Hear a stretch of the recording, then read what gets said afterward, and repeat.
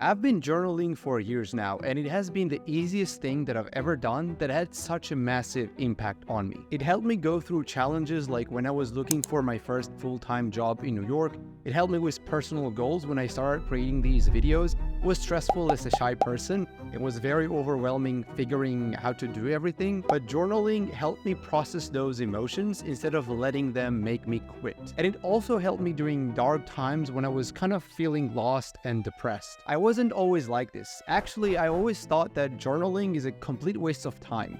But one time I was going through a heartbreak early in college for the first time. The feeling was so overwhelming and painful that without thinking, I just started writing everything. I wrote down that I'm so sad because I feel like I will never meet someone so pretty. I wanted to cry, and now I want to cry from embarrassment. But doing that for a while felt like slowly lifting weight off my heart. And other than feeling better, it made me think, maybe I should do this journaling thing more often. The thing is that there are so many ways to journal and each has its own effect. So I've decided to look into what experts and great thinkers and people who have researched the topic have to say about journaling and find out what are the best ways to do it. So if you're not sure how you should journal depending on what you wanted to help you with, I got you. There are 3 main ways to journal. Starting with reflecting, there are 2 types. The first one is feedback analysis. Peter Drucker, who is considered the father of modern management, is one example for someone who used this method to evolve and improve. For anything you do over a long period of time, a day job, college, anything else, you will learn a lot by consistently taking time to reflect on what you're doing. It's something we all always overlook, but this is how you know whether your strategy or approach to something is working, and if not, what would you need to change instead of wasting months and years doing the same. Imagine if you're in a boat, the rowing is doing the work and the steering is the strategy. If you don't look around and see where the rowing is taking you, you will end up far away from your destination, maybe even completely miss it on the other side. This is why feedback analysis is always a high leverage thing to do. To get started, you need to pick a long-term goal, and then 1 time per week, you will journal about the things you're doing and whether they are working or not. Specifically, you need to ask yourself, what did you learn that's important so you invest more time into it? What did you learn that it is a waste of time so you eliminate it? And what are some things you should try to experiment with? If you have trouble remembering to do this, use a calendar and set a time once a week to do it. That's what I do. After you do this for a couple of months, you will start identifying bigger patterns, and then you should ask yourself, what were you right about? What were you wrong about? What are some unproductive habits that are taking time away from you? And skills that you need to improve on to get the results that you're looking for. This is how you become strategic. The other kind of reflecting journaling is more about emotions. You write down how you feel, and it's free form. There are no guidelines you need to follow. You just need to allow yourself to release what you have buried inside on the paper. This is how I got started. During difficult times, it will be relieving and help you work your way through. And during good times, it's a cozy way to disconnect and find a quiet moment for yourself and just feel good. The second way to journal is for when you want to go through a change, transform.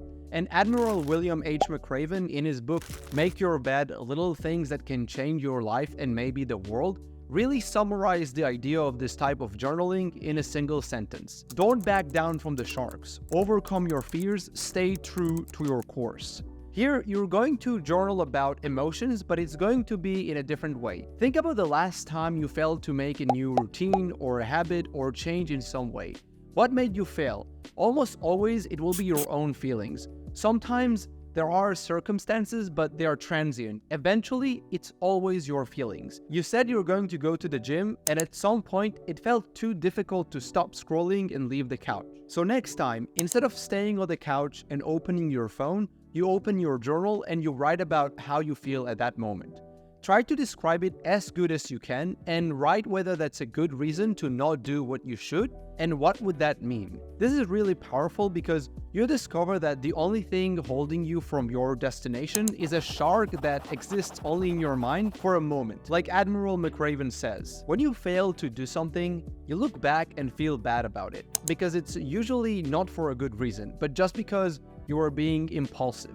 When you do this kind of journaling, you're taking out the impulsivity. You kind of zoom out and look at it from a third-person perspective, so that it actually starts feeling difficult not doing what you should. There is also scientific validation to show this idea. More than 40 students between the ages of 19 and 41 participated in a study on journaling. Krista Fritzen, an American psychologist and researcher, tested how journaling affects the students' self-efficacy and locus of control using a questionnaire that's designed to measure that. And she saw a significant improvement not in some, but in all participants. Now, you're probably thinking what self-efficacy has to do with building a habit or transforming. There is some sense to it, but there is also strong scientific evidence that self-efficacy is a strong predictor for sticking to a goal or task. Now, for the third main way to journal, do you ever feel lost? Do you ever feel that you lack purpose? That you're just following the same path like everyone else? A while back, that's how I felt. I used to feel like I could easily guess where I'm going to be in 5 years, and then in 10 years, and then in 20 years, because it's so obvious. Maybe my guess won't be accurate, but I know that it won't be much different in reality anyway. It was really depressing, but it doesn't have to be like that. I mean, how awful would it be if we need to accept something like that? When you daydream, you're letting your mind wander, and in this journaling technique, you're sort of going to do the same thing but on paper. You're going to self-inquiry, and it's going to work like this. First, you figure out your ideal future. Then you formulate a plan to get there, and then you revisit. So when you take your journal, start by wondering what would your ideal future look like. You might be stuck in the beginning, but that's fine. You will slowly start spilling your subconscious. You need to go in detail. What do you want to be? What excites you? Why do you want that compared to something else? Don't rush on this. Find quiet moments for a couple of days where you can sit down and journal for 15 minutes each time. Then, to make a plan to get there, you also need to be specific and take your time. Start with the end in mind and work backwards. What are the actions that can get you to where you want? The first time you write that plan, it's not going to look good.